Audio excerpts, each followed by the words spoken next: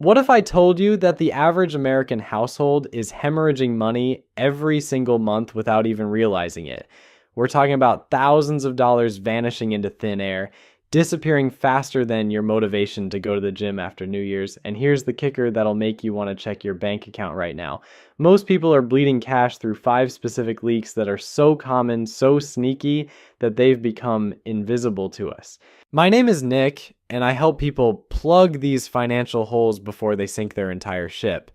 If you're tired of wondering where your paycheck went every month and you actually want to keep more of your hard-earned money in your pocket, make sure to subscribe to the channel and hit that like button if this video saves you some serious cash. Now, before we dive into these money-saving hacks, let me ask you something. When was the last time you actually looked at where every dollar of your income goes? And I don't mean that casual glance at your bank balance that makes you question your life choices. I mean, really examined your spending patterns with the same intensity you use to stalk your ex on social media. Because here's what's happening to most people. They work 40 hours a week, they get their paycheck, they pay their bills, and then they wonder why there's nothing left over for savings or that vacation they've been dreaming about for 3 years. The truth is, there are systematic ways that money leaks out of your finances, and once you understand these patterns, you can plug them permanently. We're not talking about extreme couponing or living off ramen noodles for the rest of your life. These are practical strategies that actually work in the real world, and they don't require you to become some sort of financial monk who never enjoys anything. Today, I'm going to walk you through 5 specific money-saving hacks that can put hundreds, sometimes thousands of dollars back in your pocket every year. These aren't theoretical tips that look good on paper but fall apart when you try to use them. These are battle-tested strategies that regular people use to transform their financial situations without making dramatic lifestyle sacrifices.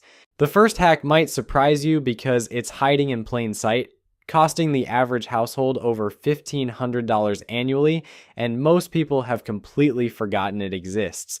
Hack number 1 is what I call the subscription vampire. This little monster is quietly draining your bank account every single month, and it's so good at staying hidden that most people don't even know they're being attacked. We're talking about all those recurring charges for services you either forgot about or barely use anymore. Here's how this works. You sign up for a free trial of some app or service. Maybe it's a meditation app you used twice or a streaming service you wanted to watch one specific show on. The free trial ends and boom, you're automatically charged. But here's where it gets sneaky. These charges are usually small enough that they don't trigger your attention when you glance at your bank statement. We're talking about $9 here, $15 there, maybe $29 for that premium subscription you meant to cancel. The problem is that these small amounts add up to massive money leaks over time. Research shows that the average person is paying for subscriptions they've completely forgotten about, and when you add up all the recurring services most households are subscribed to, we're looking at over $100 per month in charges that provide little to no value. But here's what makes this hack so powerful. Unlike trying to negotiate your rent or completely changing your lifestyle, canceling unused subscriptions gives you immediate results with zero downside. You're not giving up anything you actually use or enjoy. You're just stopping the bleeding from services that are essentially stealing from you every month. The strategy is simple, but requires a bit of detective work. You need to go through your bank statements and credit card statements for the past 3 months and identify every single recurring charge. I'm talking about everything. Streaming services, app subscriptions, gym memberships you haven't used since the pandemic started, magazine subscriptions that somehow still exist in 2024, software licenses for programs you downloaded once and never opened again. Here's a pro tip that most people miss. Don't just look at the obvious subscription services. Look for charges from companies you don't immediately recognize. Sometimes these services use billing names that are different from their consumer-facing brand names, so that meditation app might show up as something like Digital Wellness Solutions Incorporated. Once you've identified all these recurring charges, be ruthless. If you haven't used a service in the past month, cancel it. If you can't remember signing up for something, cancel it. If you're paying for multiple services that do the same thing, pick your favorite and cancel the rest. And here's the key part that separates this hack from just good intentions. Actually follow through and cancel them right now. Not later when you remember. Not next week when you have more time. Right now. For services you do want to keep, consider downgrading to cheaper plans. Do you really need the premium version of every streaming service, or would the basic plan with ads work just as well? Many people are paying for features they never use simply because they signed up for the highest tier plan and never reconsidered their actual needs. The second money-saving hack is what I call the grocery store game changer, and it can easily save you $2,000 or more per year without eating less food or sacrificing the quality of your meals. In fact, you might end up eating better than you do right now. Here's the reality check that most people need to hear. The average American household spends over $8,000 annually on food, and a huge portion of that spending is completely unnecessary. Not because people are eating too much, but because they're approaching grocery shopping in the most expensive way possible. The biggest mistake people make is shopping without a plan. They walk into the grocery store with good intentions but no strategy, and they end up buying random ingredients that don't work together, expensive pre-made meals because they don't know what to cook, and impulse purchases that catch their eye but don't fit into any coherent meal plan. But here's where the game changer comes in. And instead of shopping based on what you feel like eating in the moment, you start shopping based on what's actually on sale that week.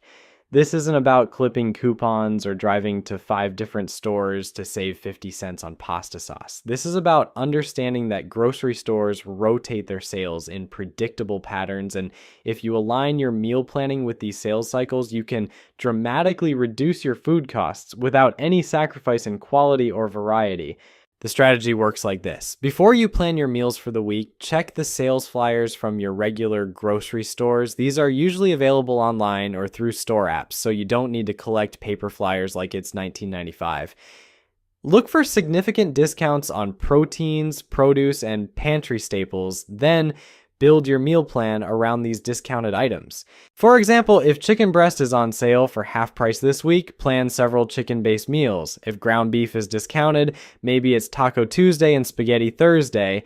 If certain vegetables are on sale because they're in season, incorporate those into your side dishes and salads. Research shows that families who consistently shop this way spend 20 to 25% less on groceries compared to shopping the same items at regular prices. Over the course of a year, this approach can save the average family over $1,500, and that's money that stays in your pocket without eating less food or buying lower quality ingredients. But the savings don't stop there. When you shop with a plan based on sales, you also reduce food waste because you're buying ingredients that work together in planned meals rather than random items that might spoil before you figure out how to use them. Food waste is essentially throwing money directly into the garbage, and meal planning eliminates most of this waste by ensuring everything you buy has a purpose. The third hack involves something that most people never think to negotiate, but it can save you hundreds of dollars every year with just a few phone calls. We're talking about your bills, and I know what you're thinking. Negotiating bills sounds about as fun as getting a root canal while listening to elevator music. But stay with me here because this hack is like finding money you didn't know you had, except it's money you've been overpaying for services that should cost way less. Here's what most people don't realize. Companies like your cable provider, internet company, phone carrier, and even insurance companies are absolutely terrified of losing customers. It costs them way more money to acquire new customers than it does to keep existing ones happy, which means they have built-in wiggle room in their pricing specifically designed to retain people who threaten to leave. But here's the problem. Most people never ask for better rates because they assume the price they're paying is fixed, like some sort of financial law of nature. They treat their monthly bills like death and taxes inevitable and unchangeable. Meanwhile, the people who do ask for discounts are getting the same services for significantly less money, sometimes 30 to 50% less. The strategy is surprisingly straightforward, but it requires you to channel your inner negotiator for about 15 minutes per bill. Call your service providers and tell them you've been comparing prices with competitors and you're considering switching unless they can offer you a better rate. Don't be aggressive or rude about it, just be matter of fact. You're a customer evaluating your options, and retention is cheaper than acquisition. Here's the script that works. Hi, I've been a customer for however many years, and I'm reviewing all my monthly expenses. I found that I can get the same service elsewhere for significantly less money, and I'm wondering what options you have to help me reduce my monthly bill so I can stay with your company. Then you wait. Let them make the first offer. Most of the time, they'll immediately transfer you to their retention department, which is staffed by people whose entire job is keeping customers from leaving by offering discounts that regular customer service representatives can't authorize. Like, these retention specialists have access to promotional rates, loyalty discounts, and package deals that aren't advertised to the general public. For internet and cable bills specifically, this approach can save you $40 to $60 per month. Phone bills can often be reduced by $20 to $30 monthly. Insurance premiums can sometimes be lowered by 10 to 20% just by asking and mentioning that you've gotten quotes elsewhere. The key is to actually have done some research beforehand. Spend 10 minutes online looking at what competitors are charging for similar services, so when they ask what better rates you found, you can give them specific numbers. This isn't about lying or making up prices, it's about being an informed consumer who knows the market value of what you're buying. And here's a bonus tip that most people miss. Even if they can't lower your monthly rate, they can often add value in other ways. Free premium channels for a few months, upgraded internet speeds at no extra cost, or additional services bundled in at the same price. Sometimes the total value of these additions is worth more than a simple price reduction. The fourth hack targets something that's probably happening in your house right now while you're watching this video, and it's costing you more money than you might think. We're talking about energy waste, and before you roll your eyes and assume this is about becoming some sort of eco-warrior who unplugs every appliance when not in use, hear me out. This hack is about making simple changes that require almost no effort, but can cut your utility bills by 20 to 30% every single month. The average American household spends over $2,000 annually on energy costs, and a huge portion of that spending is completely unnecessary, not because people are using too much electricity, but because they're using it inefficiently due to habits and settings that made sense when they were established but haven't been reconsidered in years. Here's the reality check. Your thermostat is probably set to temperatures that cost you hundreds of dollars annually in unnecessary heating and cooling costs. Most people set their thermostat to whatever feels comfortable when they're actively thinking about it, then never adjust it based on whether they're home, asleep, or away for extended periods. But here's where the hack comes in. By adjusting your thermostat just 2 degrees toward the outside temperature, you can reduce your heating and cooling costs by 10 to 15% without any noticeable difference in comfort. We're talking about setting your heat to 68 instead of 70 in winter, and your air conditioning to 76 instead of 74 in summer. The bigger savings come from programming your thermostat to automatically adjust when you're not home or when you're sleeping. If you're at work for 8 hours a day, there's no reason to heat or cool your house to the same temperature as when you're actively living in it. A programmable thermostat can save you 15 to 20% on energy costs by automatically adjusting temperatures based on your schedule. But the energy waste doesn't stop with temperature control. Electronics and appliances that are plugged in but not in use still draw power, something called phantom load or vampire power.